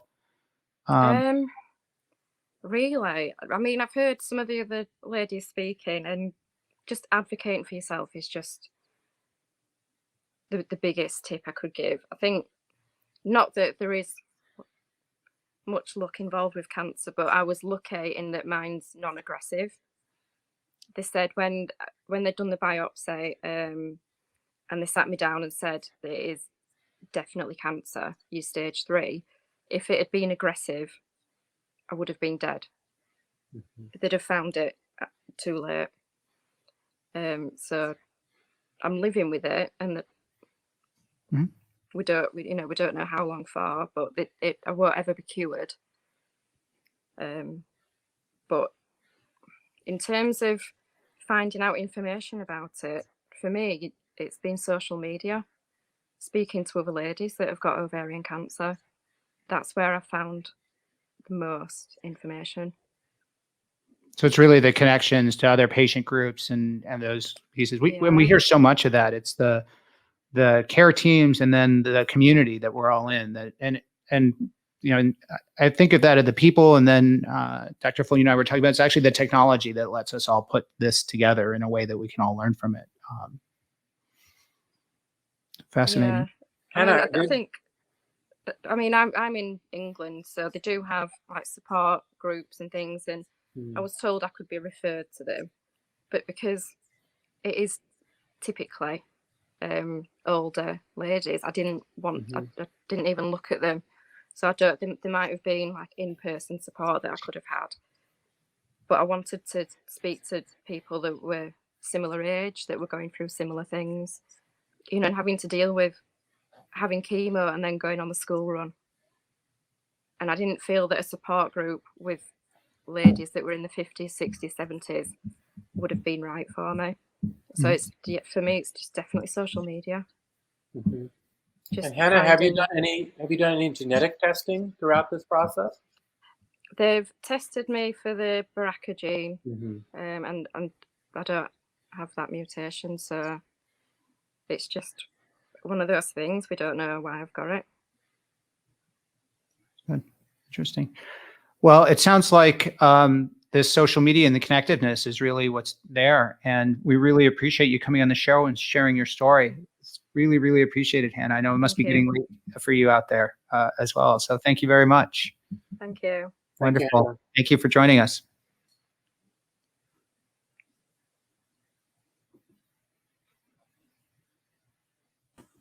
Natalie, can you hear us? I can. I can. Thank you. I saw you've been on with us for a while, I think, in the background. So thank you for your patience here. My name is Mika. I'm the CEO of a company called xCURES. So thank you for coming on the Target Cancer podcast. We're really talking about patients, their experiences, and then trying to understand kind of where information technology helps them and their doctors along the way. So I'm joined by Dr. Phull. I'll let him introduce himself briefly, and then maybe tell us a little bit about you and your experience. Hi, Natalie. I'm Dr. Phull. I'm a hematologist oncologist, and we're doing this podcast, as Mika said, to understand patients' journeys and where they've been. And so far, we've been very inspired to hear everyone's kind of journey, what they've been through, the frustrations, the good and the bad. I'd love to hear yours. You know, tell me where this started for you and kind of some of the things you've been through. Hi, thank you guys for having me. I was diagnosed with stage 4 rectal cancer last year in 2020 during sort of the height of COVID. Wow. I, similar to Hannah, had just given birth. And so all of my symptoms my doctors kept thinking it was related to having just given birth.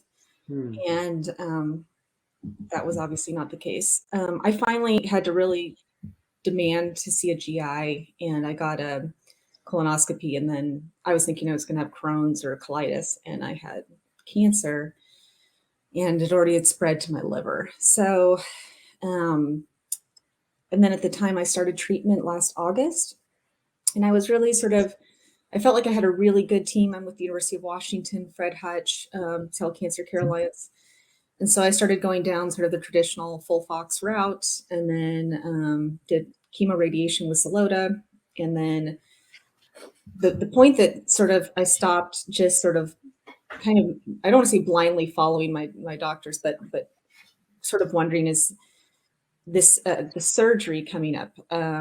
The surgery to remove my primary tumor was a turning point where I started to consider looking into information myself. My father-in-law, he's not an MD, but he has a PhD in science with a biology background. So he kind of started to look around the world and noticed that there was some trends where if you had a complete result, maybe you wouldn't have the surgery. And that information led to a lot of conversations, and it led to me trying to get a second opinion with Memorial Sloan Kettering. And in the end, we ended up deciding to do the surgery, but I look back at that point and being like, if I hadn't had my father-in-law to navigate and read peer-reviewed journals, I wouldn't have even known about that as an option, as something to consider. And that while that wasn't the standard of care in Seattle at Memorial Sloan Kettering, it was. And so that was one piece. So I did this massive 18-hour surgery this spring, and we got the primary tumor, and we thought we got ablated the last bit of stuff in my liver, but it came back pretty quickly this summer in my liver. And so I just started redoing FOLFOX, and I just finished 4 rounds of FOLFOX, so 12 infusions I've had total.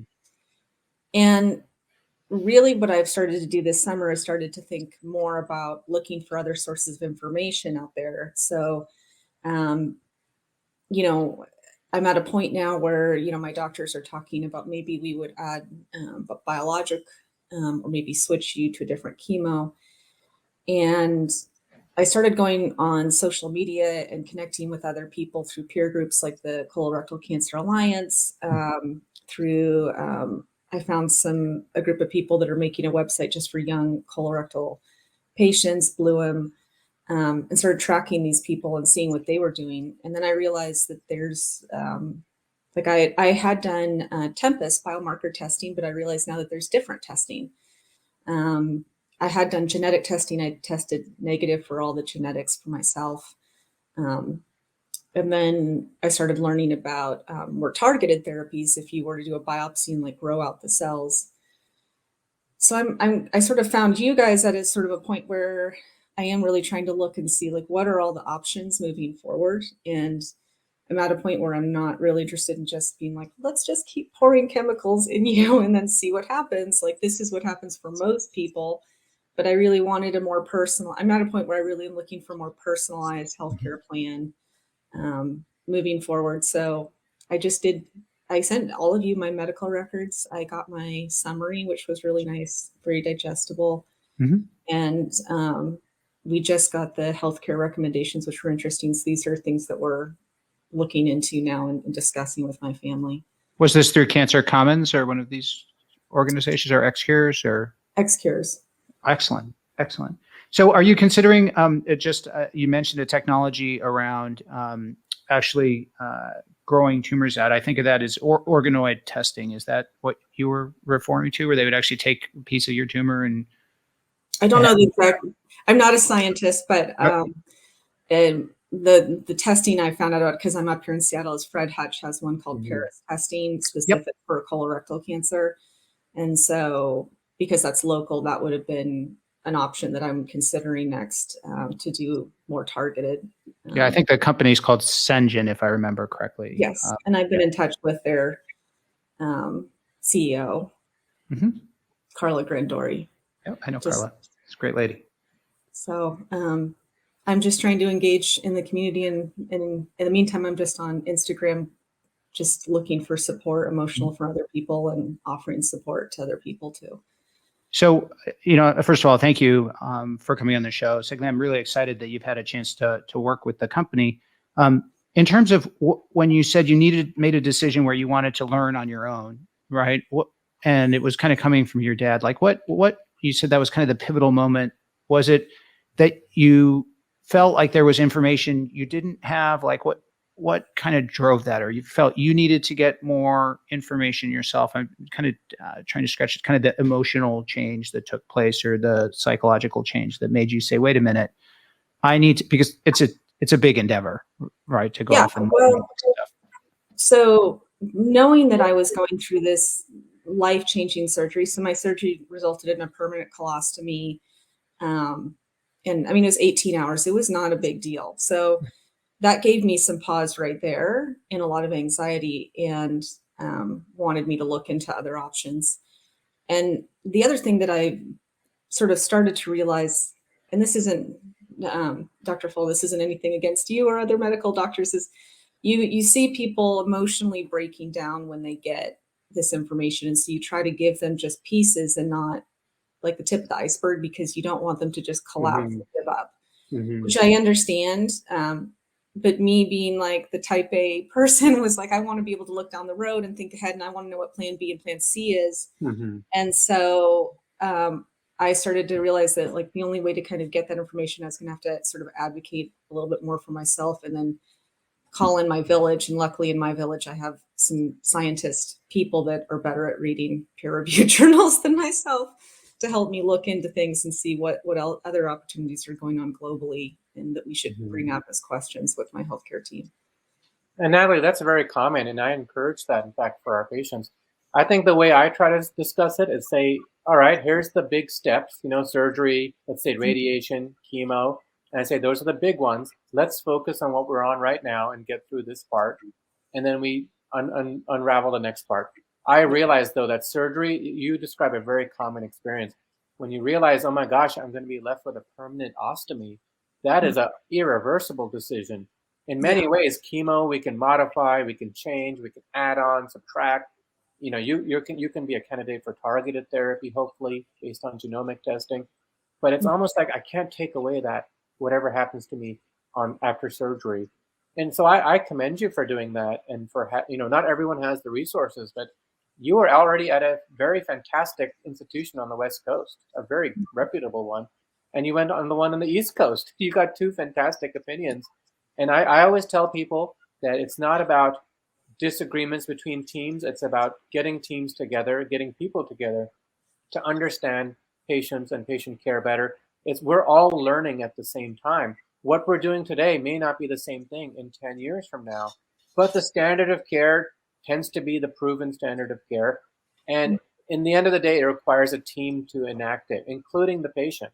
We never can get anything done without sharing that decision making. It's your body and your life. We want to give you the tools to do it, do it right by you, basically. And I hope that's what your experience has been since getting those opinions.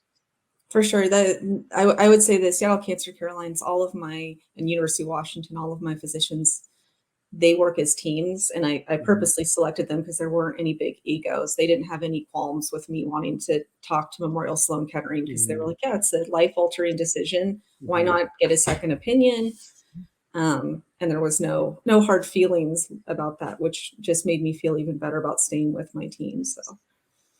Yeah. Well, Natalie, you bring up a great point there. I've actually heard before of patients who are worried about getting a second opinion, or were worried they would affect their relationship with their primary care or primary oncologist or that sort of thing. And I think every oncologist I've ever spoken to, and I'm sorry, Dr. Phull, I don't mean to put words in your mouth, has said, no, please understand what is happening, right, and appreciate that. And I think that's just really important knowledge for people, is that this is complicated. There are multiple directions that can go. Some of the decisions are very significant, and you really want to make sure that you understand that. In terms of your experience then, Natalie, is there anything at this point where you had some pivotal learning? I always think like some significant thing along the way that you just think that every cancer patient should know or understand? I mean, I think I would go back to everyone else, is that you need to listen to your own body and advocate for yourself. So as much as there's exciting opportunities in the medical field, so many times I knew my own body before the doctors were able to diagnose me or treat things. And so I think listening to that has been the best, but also I think finding a really good cancer support buddy. I think a lot of people talked about that too. That was huge. The Colorectal Cancer Alliance does a good job they've matched me up with somebody very similar situation, stage 4, who had just had a baby too, and was 6 years NED. And that person was very helpful for me too. So, yeah. Community. Well, thank you so much. I really appreciate you coming on the show and sharing your experience, Natalie, and I'm wishing you well. Thank you. Thank you for having me. Thank you. Best wishes.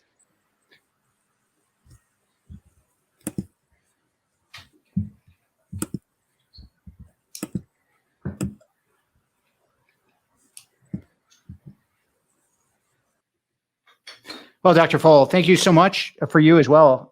We had you on here for quite a while, so I really appreciate your time today. Thank you for being on the Target Cancer podcast and helping me talk about technology and talking to these wonderful, resilient people and everything that they've been through.